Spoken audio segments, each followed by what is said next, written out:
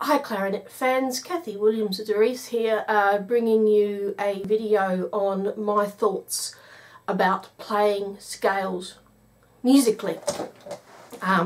This comes from many years of happy scale practice and the benefits I've noticed in sight reading and playing in difficult keys and being able to learn pieces a lot quicker. Because really there's, I mean, right up until sort of the 20th century,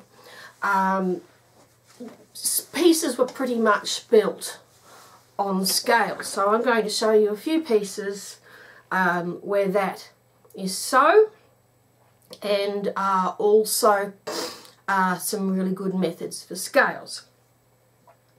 Now, my point of this video is explaining why I think scales should be played musically and with a good reed. I once heard a clarinet player saying that he had a reed so bad he wouldn't even play scales on it. I think that's a little sad. I always put my best reed on and try and get my scales sounding as beautiful as possible. And the scales I especially want to hone in on are actually arpeggios and broken chords, which crop up in Mozart and Weber and Spohr. I've got plenty of examples for you. So when I'm talking about practicing your broken chords and arpeggios, I have two methods I use consistently. One is the Behrman third method, and one is the close complete method. I sometimes do both at the same time, but they're really helpful, and it's even better if you go onto the chords of the seventh. So if you look on my book of the Behrman, it's page 6, you've got your broken chords. Now, another thing that I explained in another video was that you should also practice your scales with articulations, and I explained sort of with Mozart and Weber that have such light articulation that if you practice your scales with different articulation, it's a lot easier when you come to play those scale passages in your pieces. But with these broken chords and arpeggios, I actually practiced them all slurred and tried to get a beautiful sound right across the range.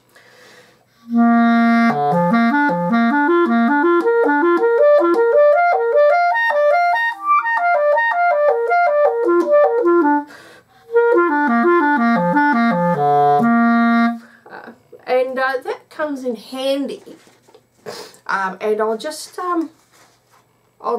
take a look at the broken chords. This is the broken chord passages. This is just the broken chords.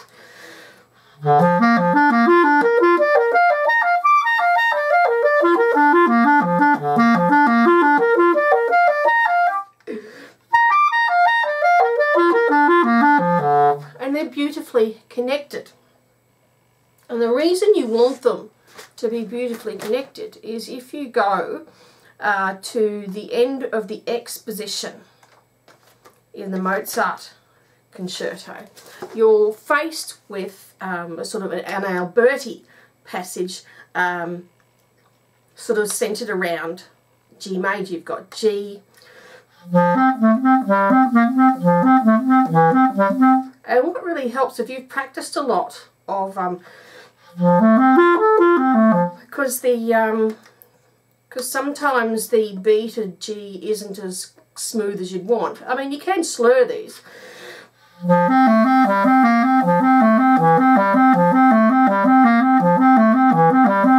And because you're moving sort of 2 to 3 to 4 fingers at each time,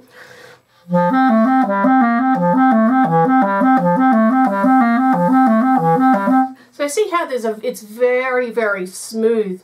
What we need to do as clarinet players, and indeed wind players, is disengage your breath from your articulation and fingers. because I remember in my early days of competing in clarinet competitions that you'd have these players that were quite brilliant technically, but come performance they completely panic and withdraw the air, so that all their flashy fingerwork comes to nothing because there's not a lot of sound coming out of the instrument. So if you've practiced your arpeggios and your arpeggios, and that's where I come to the close A. Oh bugger, I thought I had this out. But there, so this is where you come to the close A. In my particular edition, you've got the major and minor common chords displayed in 2 exercises that are fantastic. It goes through all the keys. Sorry.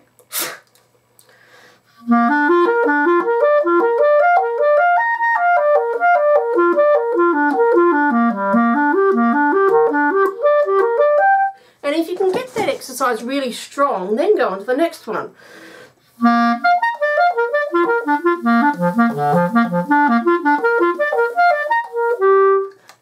It really, really helps. And that is in my daily practice page 114, but yours might be different. So that you get this.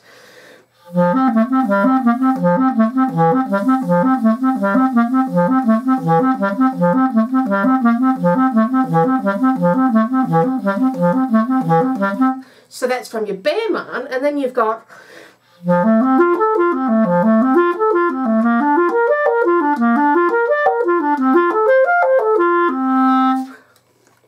so that becomes a lot easier, even if you play it at speed.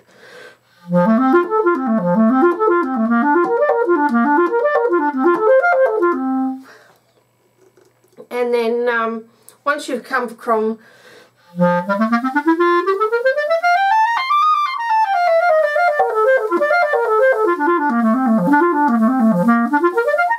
and then you come to the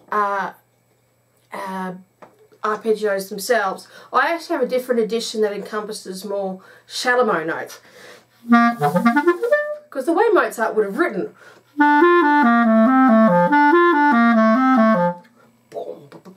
you would have hit that low C, which of course the regular clarinet doesn't have, but you can always play the regular C and then start your arpeggio on the low E, because it makes a lot more sense given that the rest of the passage has been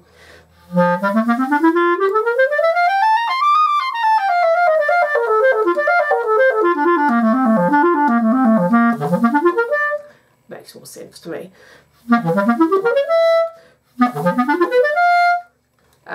So yeah, it makes more sense to me. But here you are, you've come to your arpeggios. And another thing I might mention, which harks back to my articulation video, is that if you practice your scales with different articulations, something like the becomes a lot easier, especially in the first part of the Mozart.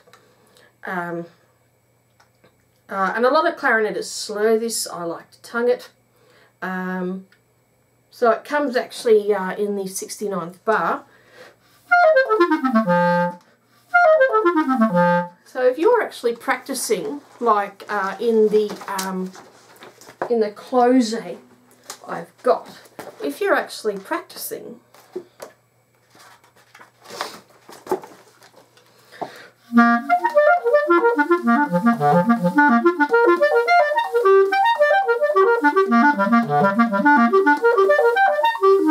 and if you play it beautifully in the close, it makes it a lot easier in the Mozart.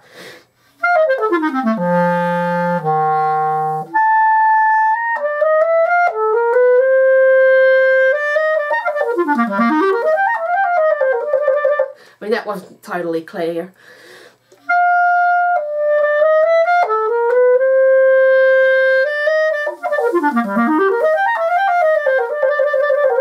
or something like that. And if you also practice your chords of the dominant seventh, which is just on the next page in the daily practice,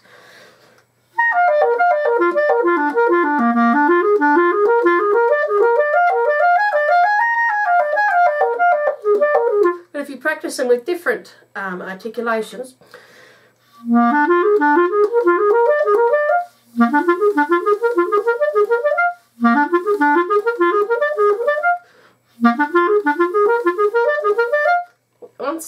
once you come to play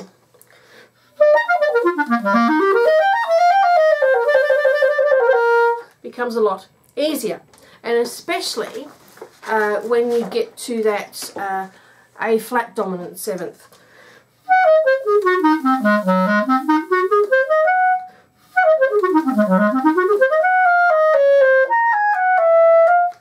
Apologies, I am playing this on the B flat clarinet. Now, disengaging your breath from your fingers which means you blow even harder when you're playing technical stuff, will help it come out better. I know that it's not, you know, the natural reaction is to shy away from it. I say no, so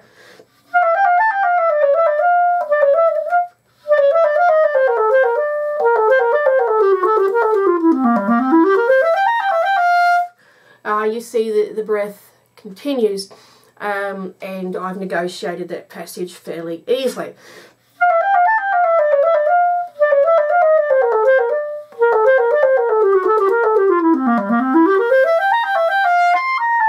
And really, it's just so smooth.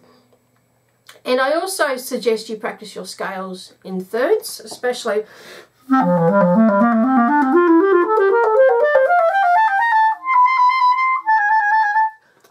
And there's some really good exercises in the Bearman and also in the close-a.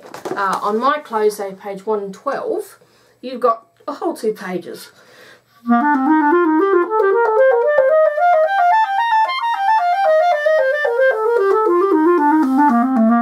So if you can play that really, really smoothly, then when you come to the Mozart, sorry, that wasn't as well played as well as I'd like to, but going over both breaks.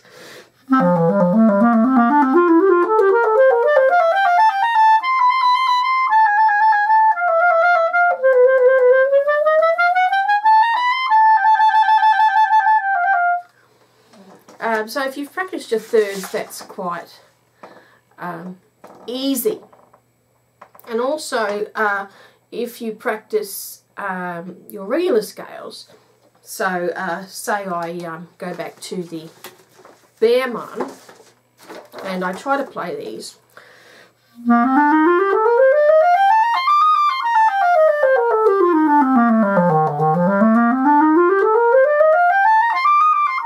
I'm playing them beautifully so that when you come to this,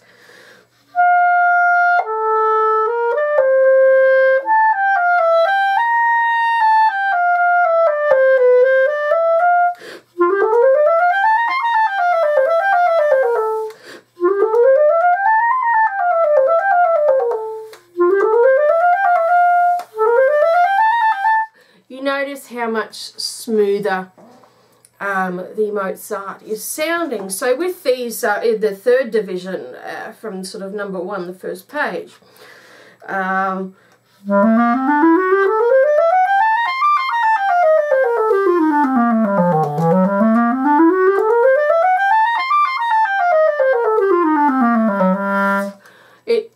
it comes out really, really smooth.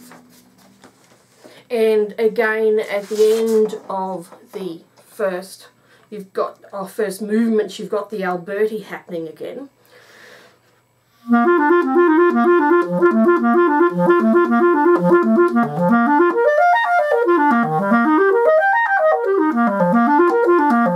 Again, I'm using as much of the basset clarinet version is I can. But it comes in handy, but your close practice will come in handy.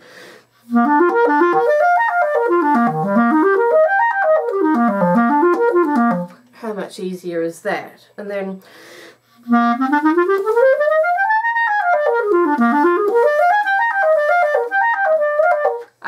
and it makes it a lot easier, because I know that you do tend to get rubbish notes sometimes. Sort of between the F and the A.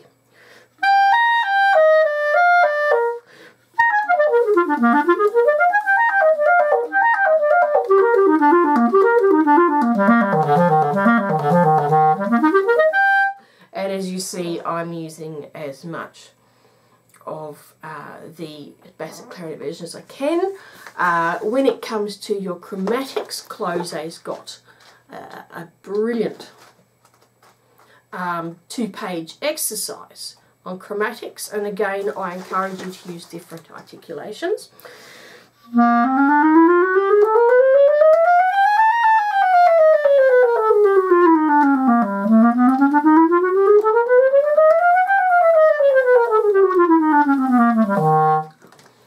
So you see that comes in handy there. And to use your scales, let's see, I know I got Mio somewhere here. Okay.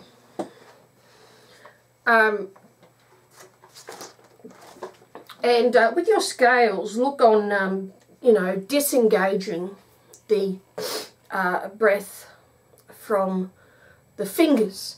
Now makes the Mio so much easier, the Mio Scaramouche. Okay, so that's the Mozart concerto. The third movement actually is also a good example of playing your arpeggios. I mean, you've got the sweeping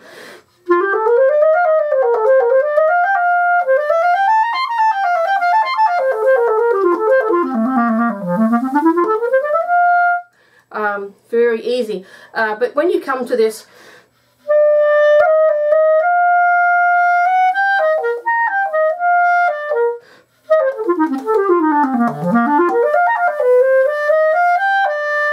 see how beautifully smooth it is.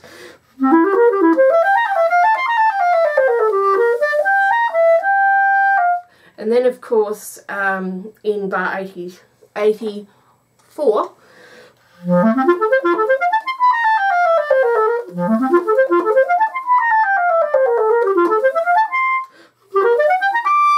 and then at the end,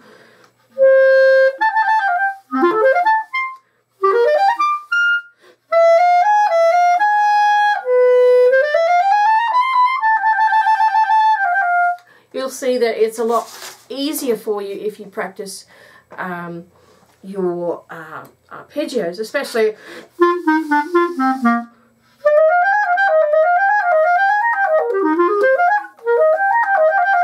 actually I would tend to leave off the I always have trouble getting up to that D, whether I put the finger on or not. Mostly I will leave it off.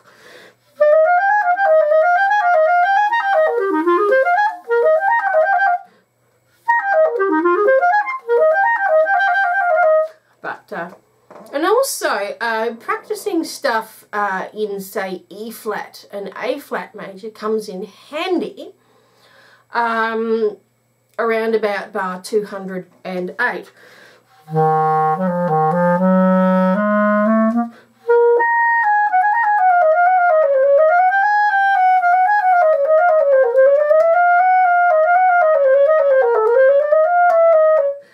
Negotiating between A flats and B flats and C's is a little tricky. Now there's another lot of scales in the Behrman I also endorse, which are the returning scales.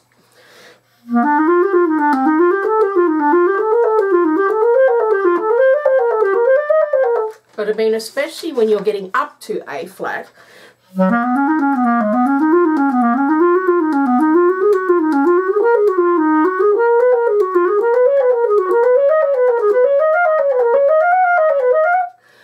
Really help passages like that in the Mozart. So that's a look at how playing your scales beautifully will help your Mozart. Let's try the Brahms first sonata, and your broken chords and arpeggios again in evidence.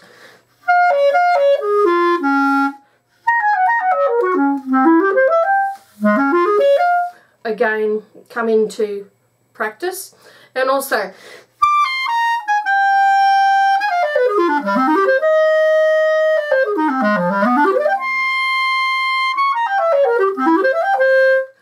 a lot easier when you practice your broken chords. And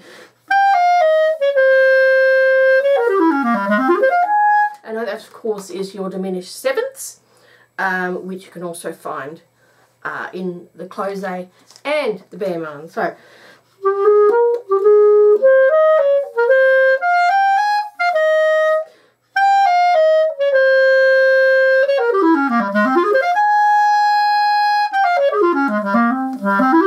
it's been a while since I've played these.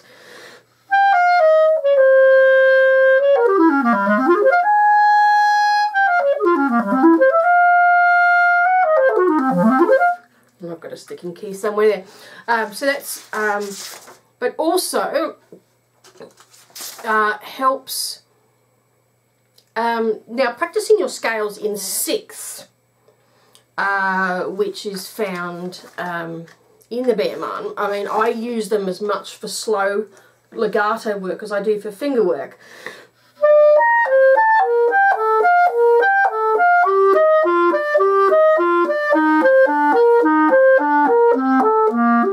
Really helps in the fourth movement of the first Brahms.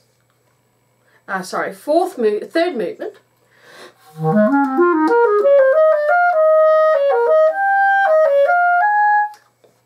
Really smooth, and also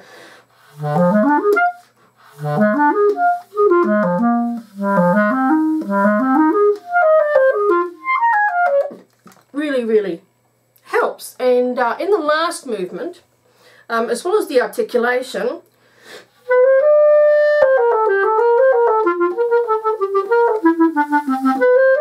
also comes in handy in the third line.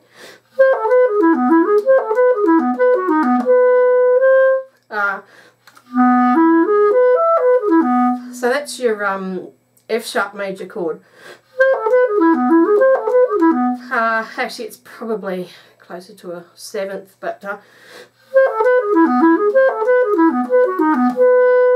so if you're sort of, you know, used to fiddling around in there, makes it easier, and also becomes a lot easier now. And also at the end of the first sonata,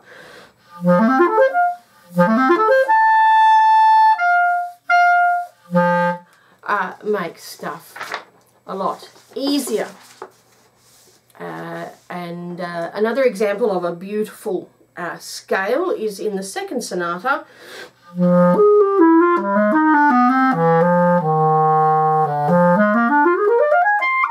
And if you can get that super smooth, it sounds absolutely gorgeous. Now, again, where a sort of practicing of an E flat and an A flat returning scale is that the second movement of the Brahms second sonata in F minor.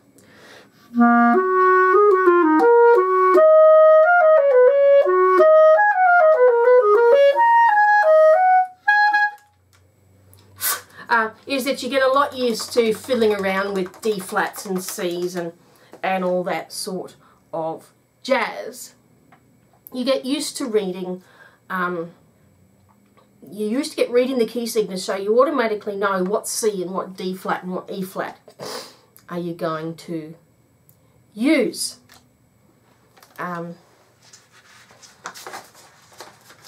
So yeah, that's the It's the Brahms sonatas and the Mozart. Oh, here's the Mio. Now, what I was going to say in the Mio is that you have passages of sort of chromatic, not modulation, chromatic, basically taking a sort of a riff and continuing it down the clarinet. What I mean here in Scaramouche is that even in the beginning,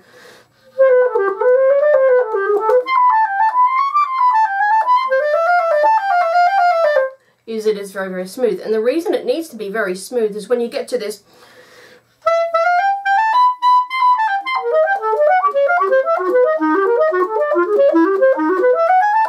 is that if that is not quite as legato as you would like,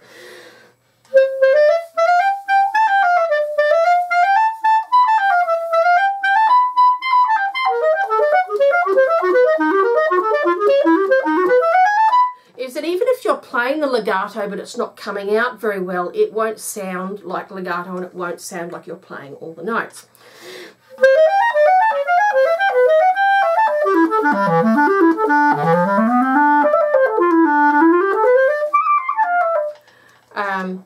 And then you've got in the Scaramouche,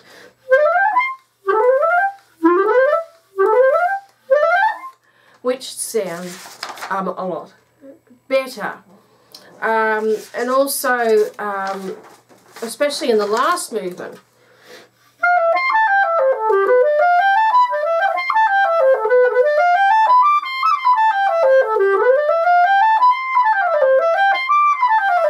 is that the smoother you get it, the better it's going to sound. And then you're sort of getting, you have sort of passages of thirds.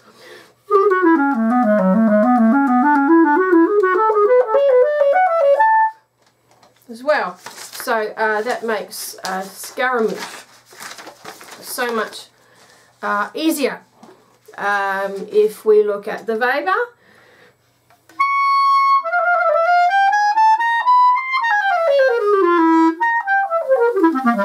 you want that really strong. He has quite a lot of just passages of scales, especially in the sort of developmental section.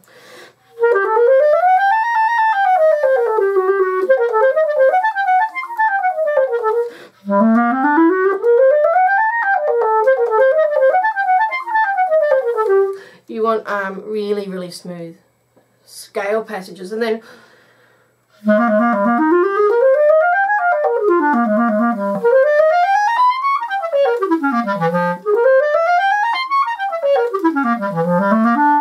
sorry, so that you want that really, really smooth and well articulated. Also in the second movement,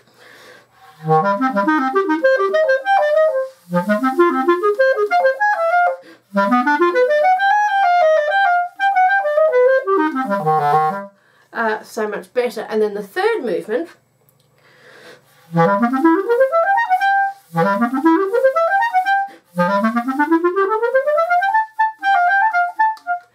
makes things so much easier, especially sort of towards the end.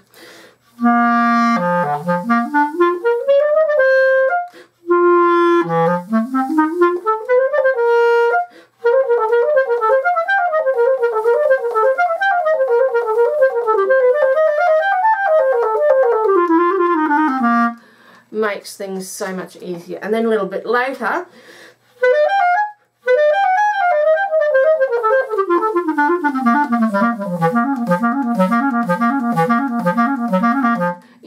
imitation, that's what I was wanting to say. And then in the last bit,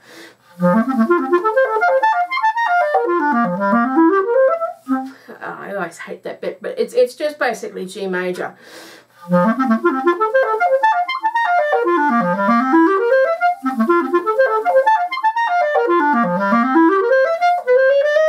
And then your chromatics are coming into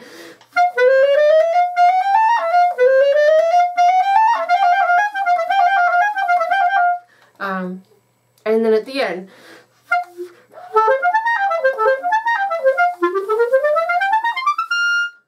again having a really strong staccato. if we look at the stummets, so if you're practicing your scales beautifully staccato,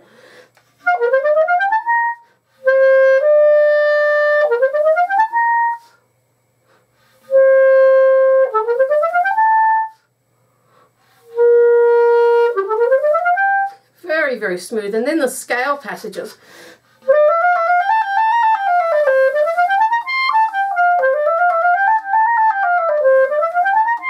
makes it so much easier. And then in the cadenza,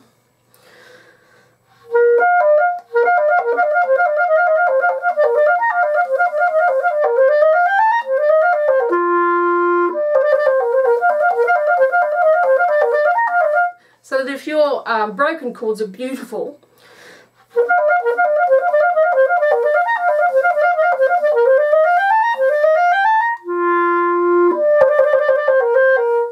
you know, it makes life a lot easier. And then in the cadenza,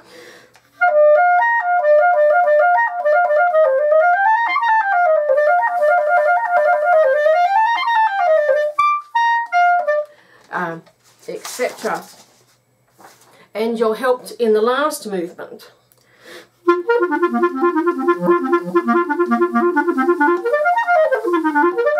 Makes things a lot easier. We look at the Weber Grand Duo, and you're immediately assaulted. That's actually not as easy as I'm making it out to be. You don't want any rubbish notes between the B flat and the G. But like just a little bit later,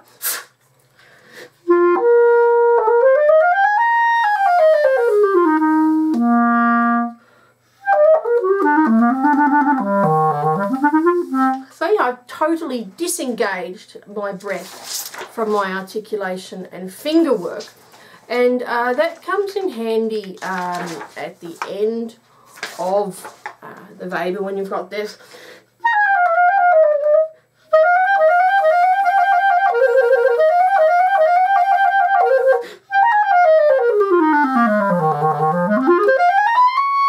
You just want to keep blowing the whole way through.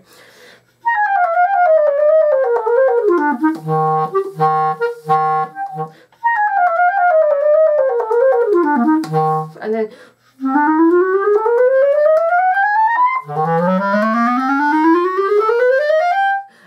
becomes so much easier. We look at the second, and immediately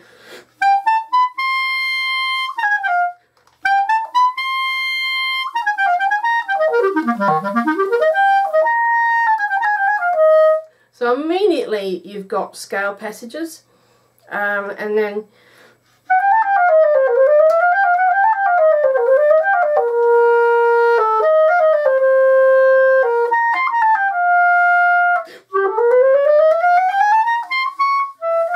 but I think you get the general idea, is that if you practice your scales beautifully with musicality, you learn to disengage your breath from your articulation and fingers, and really hard stuff just comes out a lot easier if you've got the solid backing of your breath.